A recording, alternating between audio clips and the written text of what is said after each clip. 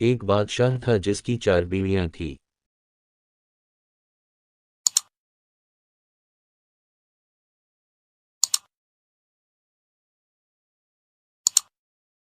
ایک بادشاہ تھا جس کی 4 بیویاں تھیں۔ بادشاہ اپنی چاروں بیویوں سے بہت محبت کرتا اور انہیں ضرورت کی ہر چیز مہیا کرتا تھا، لیکن بادشاہ اپنی پہلی بیوی سے تھوڑی کم محبت کرتا تھا۔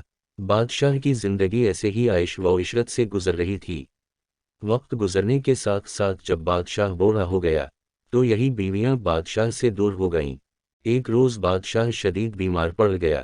جب وہ اپنی موت کے قریب تھا تو اس نے اپنی بیویوں کو اکٹھا کیا اور انہیں باری باری اپنے کمرے میں بلوایا تاکہ ان سے آخری بار کچھ باتیں کر سکے۔ چنانچہ جب چاروں بیویاں جمع ہو گئیں تو بادشاہ نے سب سے پہلے چوتھی بیوی کو اپنے کمرے میں بلایا۔ بادشاہ اپنی چوتھی بیوی کو سب سے زیادہ پیار کرتا اور اسے مہنگے لباس اور زیورات سے سجا کر رکھتا تھا۔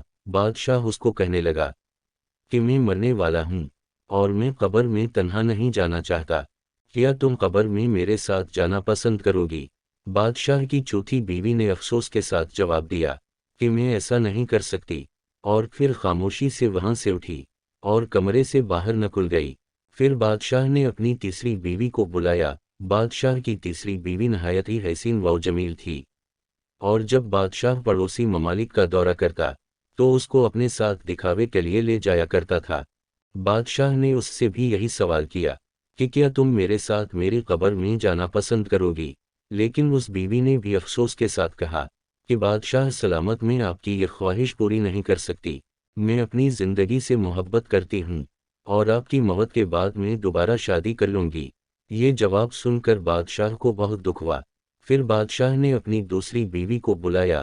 بادشاہ کو پورا یقین تھا کہ یہ اسے دھوکہ نہیں دے گی، کیونکہ جب کبھی بادشاہ پریشان ہوتا یا اسے مدد چاہیے ہوتی تو یہی بیوی بادشاہ کے کام آتی تھی۔ اب بادشاہ نے اس سے بھی وہی سوال کیا کہ کیا تم میرے ساتھ میری قبر میں چلو گی؟